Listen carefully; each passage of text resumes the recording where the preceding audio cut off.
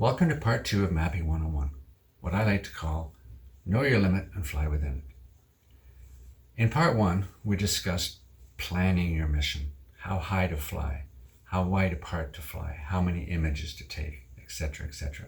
Okay? It got pretty involved, and over the last week I was able to do about a dozen waypoint missions, and I was using the Fimi X8 SE 2022 and the Hubsan Xeno Mini SE. Okay, so I'm going to show you the results of that and how we were able to get some pretty detailed mapping or images of large areas of land. Okay, so stay tuned, let's get in it, and I'll see you at the end. So of the missions that I flew, I'm going to concentrate on these 4. They were all taken by the Fimi X8 SE 2022. Okay, so we have 4 of them here, all taken at different heights, and 3 of them were taken of a cemetery lot. It's about a 4-acre lot, and the last one is of a 24-acre lot around our house. So let's get into the first one. Now, as with all of these waypoint missions, you have to do them manually. There's no automatic mission planning program that will create your mission and fly it for you as far as the Fimi or the Hubsan go. Not yet, anyway. Okay, so we planned our mission. We went out and we pre-planned this grid around the cemetery, and this was at 30 meters high, which isn't very high. And we selected 4 meters per second and taking images every 2 seconds, and you can see the results. And in the results, you can see there are some black spots, some spots that were left out, and it didn't come out that well, predominantly because the overlap was too close or too great, and a lot of the images may have looked identical. So it produced some artifacts, it produced some blurring, it produced some black spots. It wasn't that great. So that was at 30 meters, but we did come back for more. Next, we'll go a little bit higher. We'll go to 50 meters. At 50 meters, you can see that there's not as many empty spaces. Okay, it looked a lot better. This is at 50 meters. Okay, same other parameters, and again, we had to make this waypoint mission separately again, because even though you save it in Fimi and you can recall it as a history, you can't adjust the heights of each waypoint.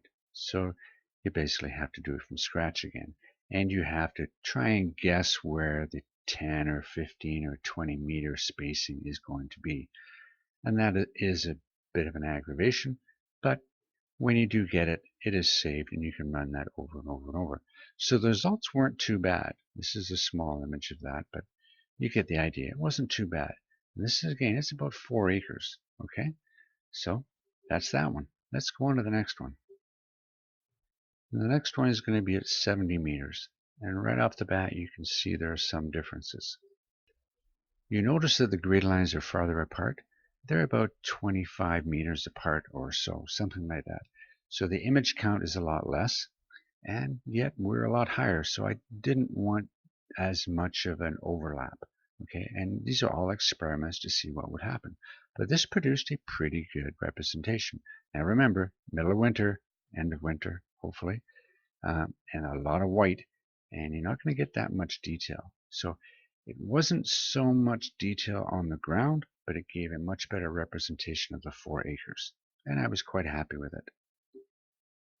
And next we're going to get on to the 80 meter high one of the 24 acre parcel of land. Here you'll notice we're 80 meters high, and I chose to go a little bit faster at 5 meters per second and take images every 5 seconds. And the total image count here was 139. Now if you'll notice the grid lines, I had to do it manually again. If you notice the grid lines don't quite match up to what the image is. The satellite imagery versus the actual practical imagery. And that's because of the GPS on the Fimi X8 SE. They're not always 100% accurate, and that's why you have to experiment and do a few trials, because you never know what you're going to get in your images. But how I decided upon this was by using the calculator that I made to come up with a rough idea of what I might be involved with, because I didn't want to run out of battery and I didn't want it to disconnect. So here's my calculator I used to estimate, and I can't emphasize enough, to estimate what I was going to be involved with. I didn't want to run out of time. I didn't want to run out of space on my card for images, and I wanted a rough idea of how far apart I could go to get a reasonable amount of overlap. In this case, I chose 70%, and you can see there the maximum side overlap was 32 meters. And I think I did maybe 30 meters, 25, 30 meters apart. So this was just giving me a rough idea. And again, this is best guess scenario. So it said here like 120 images. Well, yeah, if everything in the world was perfect and it always went exactly 5 meters per second, then yeah, it would get 120 images. But that's just a rough idea, and it's probably out 10% or so.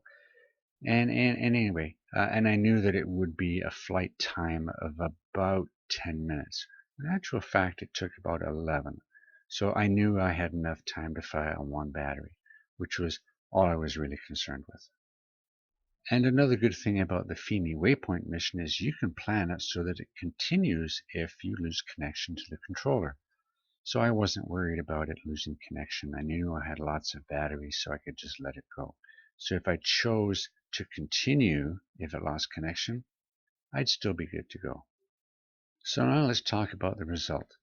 And I'll discuss how this was all stitched together at the end, and we'll go from there.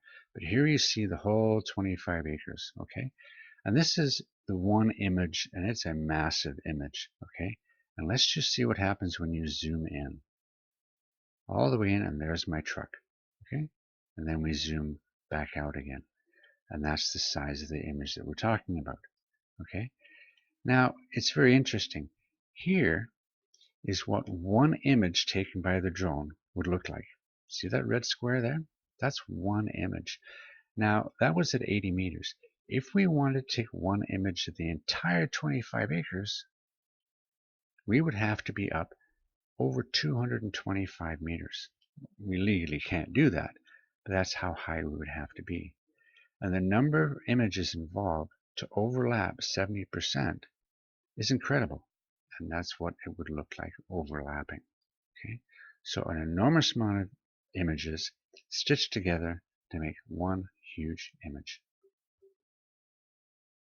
And you can overlap that image onto Google Maps, and it looks like this. And if we go a little closer, it looks like this. So that's the 25-acre map made with the Fimi X8 SE 2022. So you can see by flying at different heights, you can get different results.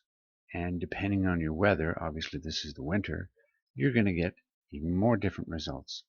In this case, the higher I flew, the less farther apart I had to fly to get a reasonable image. And you really have to experiment, but you can get some pretty decent results. Okay? So how was that? Yeah, not too bad. I had a lot of fun doing it, okay? A lot of headaches sometimes, but a lot of fun, okay? Stitching them together, a few things. I use predominantly a thing called Microsoft Ice, okay? Image Composite Editor. It's available on the internet. You can find it and download it. It's so simple to use. Grab all your images, drag and drop, and it makes your big image. And 9 times out of 10, it's pretty good. The odd time it comes up with some artifacts and discrepancies, and then you run it again, and sometimes it changes, sometimes it doesn't. So it's not super the best, but it's pretty good. In other instances, yes, you can join the trial versions of some of the big boys, and you can try that and see what you get from those results. But I'm quite happy with the ice. It's not bad, and these results were from that. So yeah. Mapping 101 part 2. That's about it. And I think that's enough, and you can enjoy and have fun. Sorry I didn't really get into the ins and outs of making the actual Waypoint missions, but I've got some other videos on that and how to do it. And they were pretty consistent, okay, pretty consistent. And I did like the fact with the Fimi that you can set it to continue. So if you lose connection on your drone for whatever reason, it'll continue the waypoint and come home as long as you have the battery power. And that's the important part of using a calculator of some sort to know exactly how long your flight is going to take. So how far you're going to fly, how fast you're going to fly, and how long it's going to take. And if you know those things, then you've got no problems completing your mission. So I hope these parts were interesting. I had a lot of fun doing them, okay? I was out there, and sometimes it was the edge of the seat flying because I didn't know what was going to happen to the drone. But yeah, it was fun, okay? We'll see you in the next one. Leave me your comments below. Let me know what you think, what you want me to do next. Any other missions or anything to do with mapping or surveying or whatever you want to call it, okay? Let me know. I had fun, okay? Enjoy the winter. I hope there's not much left of it, but enjoy it anyway. See you later.